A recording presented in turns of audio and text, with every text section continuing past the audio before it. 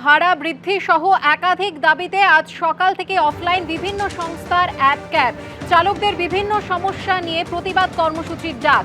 এই কর্মসূচির ডাক দিয়েছে সিপিএম এর শ্রমিক সংগঠন সিটু অনুমোদিত অ্যাপ ক্যাব এবং বাইক ট্যাক্সি ইউনিয়নের তরফে জানানো হয়েছে প্রায় 70% অ্যাপ ক্যাব আজ সকাল থেকে পথে নামেনি।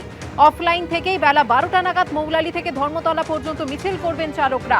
বিস্তারিত জানবো, কথা বলবো আমাদের প্রতিনিধি অরিত্রিক ভট্টাচার্যের সঙ্গে। অরিত্রিক,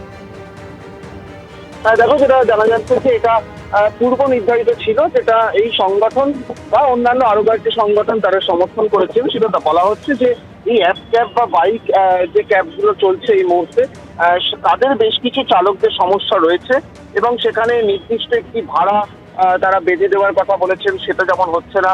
তেমনি ভিএলটিডি বসানোর কথা বলা হয়েছে, একটি যন্ত্র, সেই যন্ত্র বসানোর ক্ষেত্রে একটা জটিলতা তৈরি হচ্ছে, যার প্রভাব চালকদের ওপর পড়ছে।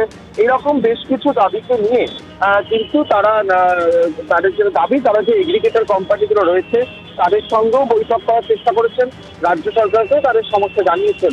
সেই সমস্যার সুরাহা তারা কোনো রকমভাবেই পাননি এবং আজকে সকাল থেকেই কিন্তু এই অফলাইন হিসেবে তারা পুরো বিষয়টি রাখছেন এবং সেদিকে ঘোষিতভাবে ধর্মঘট না বললেও তারা অফলাইন দিবস বলছেন এবং অফলাইন থাকার ফলে সেই সংগঠনের হিসেব অনুযায়ী সকাল থেকে কলকাতা ও শহরতলিতে যে সংখ্যায় অ্যাপ ক্যাব এবং বাইক চলে তার প্রায় 70% কিন্তু এই মুহূর্তে অফলাইন রয়েছে।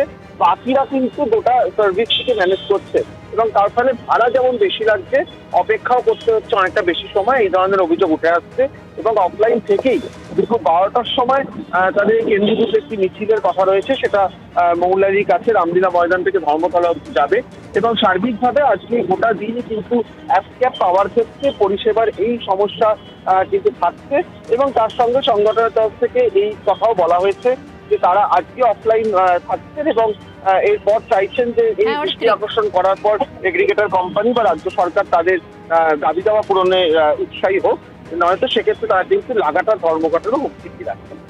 ধন্যবাদ অরিত্রিক। আসছি পরের খবরে। ব্যান্ডেল এবং হুগলি স্টেশনের মাঝে ওভারহেড তার ছিঁড়ে বিপত্তি, যার জেরে কাটোয়া এবং বর্ধমান শাখায় ট্রেন চলাচল ব্যাহত হয়েছে। এখন কি পরিস্থিতি জানবো, কথা বলবো আমাদের প্রতিনিধি সুনীত হালদারের সঙ্গে। সুনীত, আজ সকাল 8:15 নাগাদ ঘটনাটি ঘটে।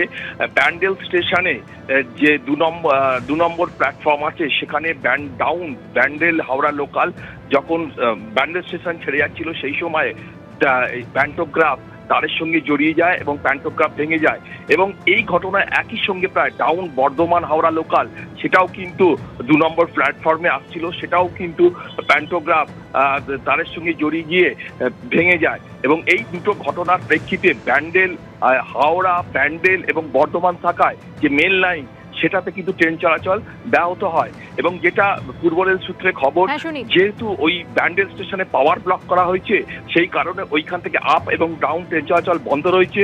বেশ কিছু দূরপাল্লার ট্রেন এবং লোকাল ট্রেন বন্ধ আছে, তবে হাওড়া স্টেশন থেকে চুচড়া স্টেশন পর্যন্ত স্পেশাল ট্রেন চালানো হচ্ছে, ফলে এই হাওড়া স্টেশনের প্রভাবটা তুলনামূলকভাবে কম।